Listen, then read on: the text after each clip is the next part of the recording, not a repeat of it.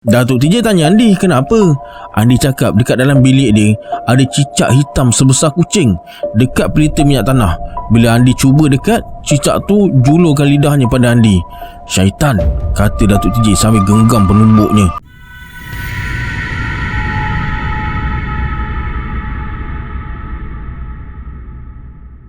A'udzubillahiminasyaitonirrajim. Bismillahirrahmanirrahim. Assalamualaikum semua, kembali lagi bersama saya Syarul. Terima kasih sebab dah klik video ni. Semoga yang menonton video ni ditambahkan rezeki dan dimudahkan urusan dunia dan akhirat. Hari ini saya akan sambung cerita bercakap dengan jin siri 154 hingga 155, yang mana terlepas siri-siri sebelum ni saya akan letakkan link playlist dekat bawah. Sila like, subscribe dan komen dalam video ni. Pada yang nak join grup Telegram saya letakkan link dekat bawah.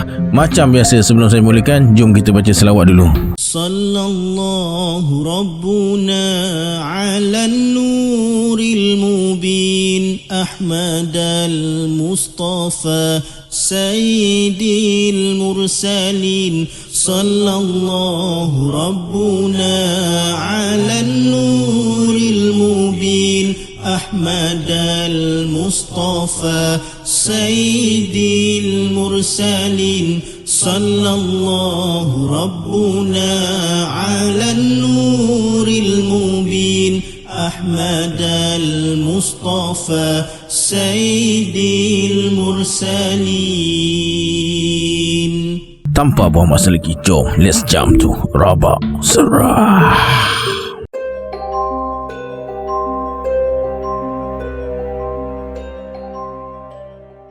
Betul lah tu, kita ni saudara dua pupu dari sebelah ayah kamu. Mari ke rumah aku dulu. Hari dah nak senja, tak usah pergi ke rumah lama. Rumah pusaka tu terbiar begitu saja ke Abah Haji? Tanya Datuk TJ. Sebaik saja pijak anak tangga pertama rumah Haji Bagus. Haji Bagus tak menjawab. Dia hanya tersenyum dan suruh orang rumah dia buat kopi dan suruh kosongkan telaga tempat mandi, nak bagi mereka bertiga mandi dulu. Waktu maghrib dah nak masuk. Tak lama kemudian, beduk dekat masjid berbunyi. Lepas Haji Bagus pesan pada isteri dia supaya masak makan malam hari ni lebih sikit, mereka terus pergi masjid. Lepas solat maghrib dan isyak, ramai jemaah yang lebih tua dari Datuk TJ kerumun dia. Para jemaah muda kampung tu berbisik-bisik sambil pandang sinis pada Datuk TJ. Haji Bagus perasan kelakuan para jemaah muda tu. Dia terus ceritakan siapa sebenarnya Datuk TJ ni. Kata Haji Bagus, Datuk TJ ni anak jati kampung tu. Dah berpuluh-puluh tahun duduk dekat tanah Melayu. Arwah orang tua Datuk TJ ni wakafkan tanahnya untuk dirikan masjid tempat mereka berjemaah dan wakafkan tanahnya untuk dijadikan kubur.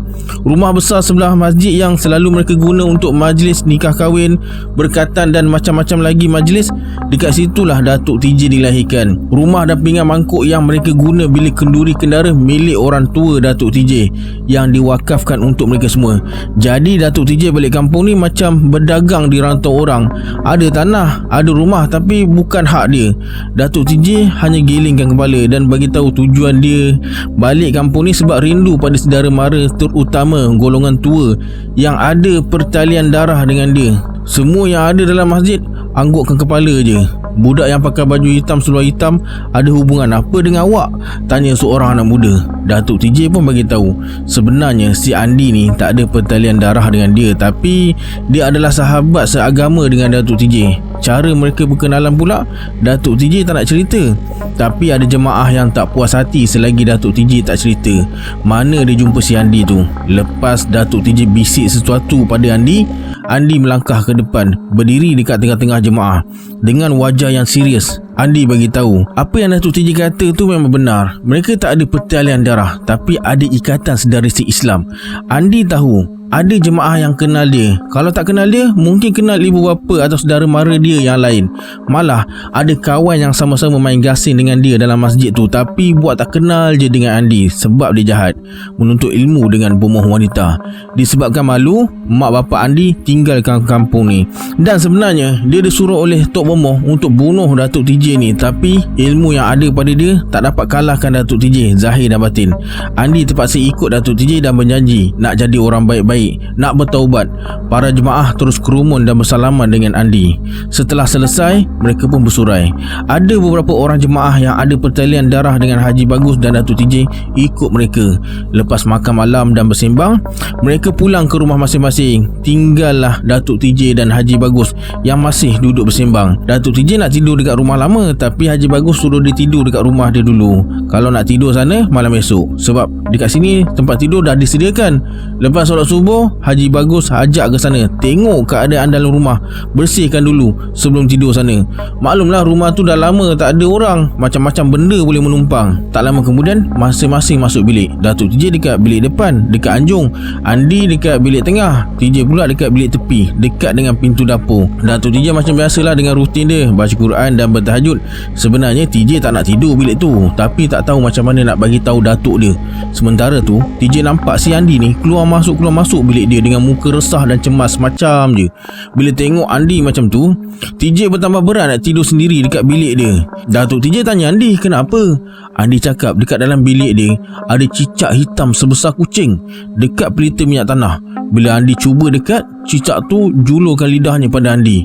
"Syaitan," kata Datuk TJ sambil genggam penumbuknya. Serentak dengan tu, terdengar lolongan anjing sayup-sayup dan bunyi tapak kaki orang berlari dekat bawah rumah. "Tak apa, biar aku tengok," kata Datuk TJ. Datuk TJ terus pejamkan mata macam orang bertafakur beberapa minit. Bila dia buka mata, Datuk TJ terus selawat 3 kali. Lepas selawat, Datuk TJ tarik nafas dalam-dalam 3 kali. Sambil renung dinding tanpa berkedip. Dengan sekelip mata, Datuk TJ terus bangun berdiri macam pendekar dan ajak mereka pergi tengok. Andi jalan dulu. Baru 5 langkah berjalan, Haji Bagus muncul dengan lampu suluh. Datuk TJ bersuara, "Apa halnya Abang Haji?" "Saya dengar bunyi orang perempuan menangis." Andi jumpa cicak hitam besar dalam bilik dia. Mungkin suara cicak tu macam suara orang perempuan. Mereka pergi bilik Andi. Bila periksa, tak ada apa-apa, tapi pelita dah terpadam. Haji Bagus terus suluh ke setiap sudut bilik tu. "Aduh!" jerit Haji Bagus. Serentak dengan tu, lampu suluh dia terjatuh. Macam ada sesuatu pukul pergelangan tangan dia bila Haji Bagus suluh ke arah tiang sebelah kiri bilik. Haji Bagus ambil lampu suluh atas lantai dan suluh ke arah tiang dekat sudut kiri bilik. "Tengok," kata Haji Bagus. Semua biji mata tertumpu arah cahaya merah saga yang lawan sinar lampu suluh Haji Bagus. Mungkin disebabkan terkejut, sekali lagi lampu suluh Haji Bagus terjatuh. Datuk TJ terus ambil lampu suluh atas lantai, tapi lampu suluh tu dah tak berfungsi. Haji Bagus suruh TJ ambil lampu gasolin dan gantung dekat palang pintu. Bila cahaya lampu gasolin tu tersebar seluruh bilik, mereka semua tergamam bila nampak seekor cicak ganjil berwarna hitam duduk terperuk dekat sudut bilik.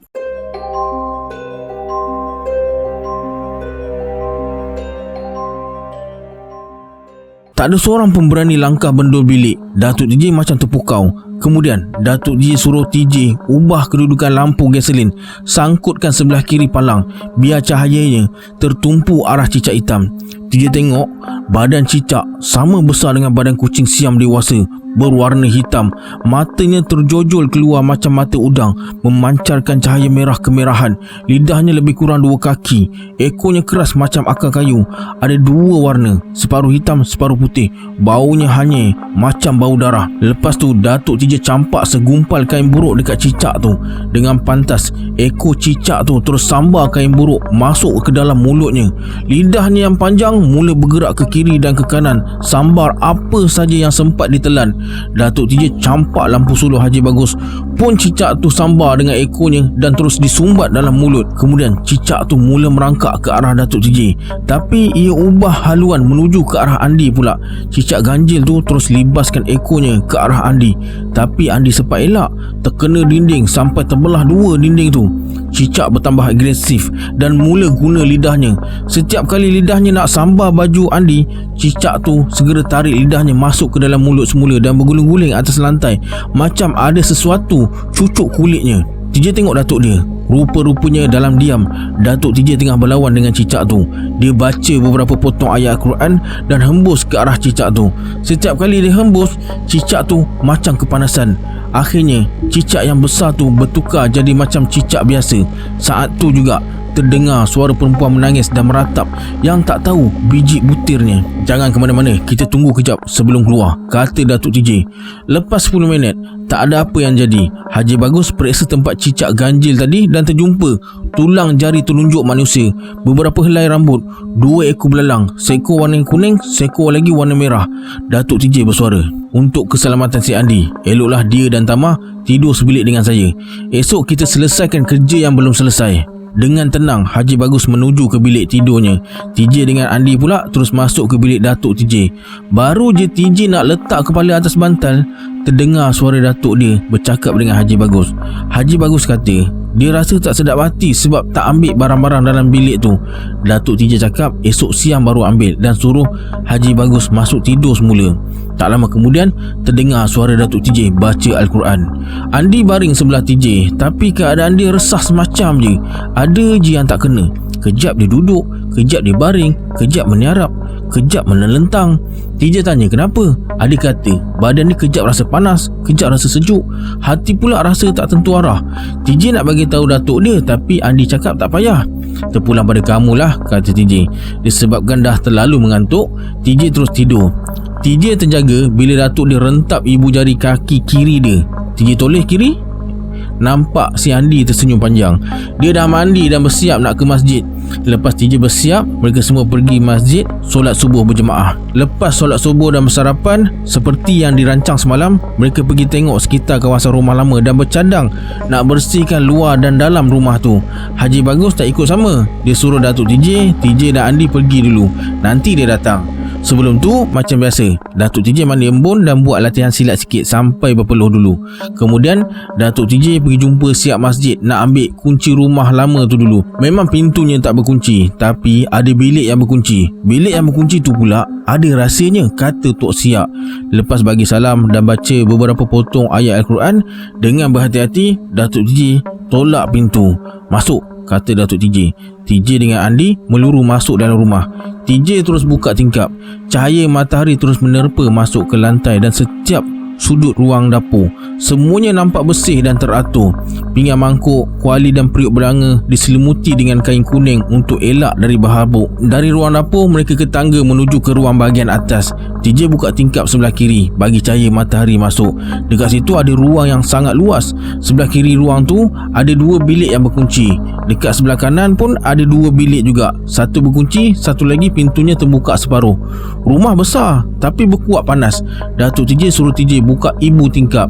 Lepas buka ibu tingkap, barulah angin masuk. Lepas tu Datuk TJ ajak mereka berdua periksa barang-barang yang ada dalam bilik berkunci. Sebelum tu mereka tengok dulu apa yang ada dalam bilik yang tak berkunci tu. Perlahan-lahan Datuk TJ tolak daun pintu. Lepas pastikan tak ada apa-apa yang berbahaya, Datuk TJ pun melangkah ke dalam bilik, diikuti TJ dan Andi dekat belakang. Tak ada apa-apa dalam bilik tu kecuali longgokan surat khabar dan majalah lama yang tersusun rapi. Mereka terus keluar dari bilik dan buka bilik depan mereka. Datuk TJ terus buka kunci bilik tu. Dengan tenang dia tolak daun pintu dan jenguk kepala ke dalam. Bila dah pastikan keadaan selamat, Datuk TJ suruh TJ dan Andi masuk dalam bilik. Dekat depan mereka tersusun pedang, lembing, sundang, perisai yang jumlahnya beratus-ratus bilah. Makin lama senjata-senjata lama tu direnung, makin terasa seram. Bulu roma TJ terus meremang, macam ada sesuatu yang tak kena dalam bilik tu. Kata Datuk TJ, semua ni senjata orang-orang kampung yang pernah digunakan masa menentang Belanda dulu. Tuan punya senjata ni semuanya dah arwah. Jadi senjata mereka sengaja dikumpulkan dan disimpan dekat situ. Kalau nak tahu berapa ramai orang kampung yang mati, kira senjata yang ada dekat sini. Tapi bila TJ nak kira, Datuk TJ tak bagi. Kemudian Datuk TJ ambil sebilah sundang yang matanya dah berkarat. Kata Datuk TJ, yang berkarat tu darah musuh yang dah sebati dengan mata sundang. Datuk TJ terus belik tulisan Jawi yang terukir atas kepingan buluh kuning. Kata Datuk TJ, kalau mereka berdua nak tengok senjata lama dekat sini, silakan, tapi kena berhati-hati bila penggang senjata tu. Andi terus ambil sebilah lembing. Mata dan hulu lembing tu digosok-gosoknya berkali-kali. Kemudian lembing tu ditimang-timang dan dikuncup beberapa kali. Pelik tengok gelagat si Andi tu. Tiba-tiba TJ tengok mata Andi bertukar jadi warna merah. Mukanya berpeluh, wajahnya nampak bengis. Urat-urat di belakang tangan dan lengan mula timbul. Datuk TJ tak sedar perubahan si Andi tu sebab dia tengah membelik-belik sundang. Belum sempat TJ nak bagi tahu datuk dia, si Andi ni terus melompat dan tikam dinding rumah dengan lembing bertalu-talu. Lepas tu dia terus keluar dari bilik sambil rempuh TJ dengan datuk dia sampai terlentang mereka berdua tu. Bila berada dekat ruang rumah yang luas, Andi terus buka silat. Dia dah macam orang gila. Dia terus tikam sesuka hati dengan lembing. Datuk TJ tercengang. Lepas tu dia suruh TJ tutup ibu tingkap. Lepas tutup ibu tingkap, Datuk TJ suruh TJ sembunyi di sebalik pintu. Andi dah tak boleh pergi ke mana-mana sebab ibu tingkap dah ditutup. Kalau dia mengamuk, hanya dalam rumah aje. Tanpa buang masa, Datuk TJ terus lompat ke ruang tengah rumah. Sampai je Datuk TJ dekat situ, mata lembing melayang ke arah dada dia. Nasib baik Datuk TJ dapat elak dan mata lembing tu melekat dekat dinding.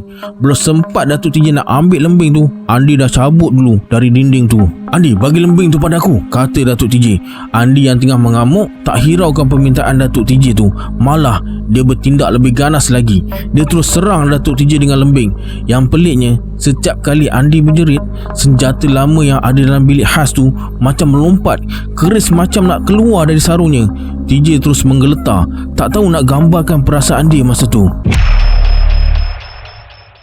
Alright, sampai sini dulu sambungan cerita Bercakap dengan Jin. Kita berjumpa di video akan datang. Saya Syarul. Assalamualaikum. Adios.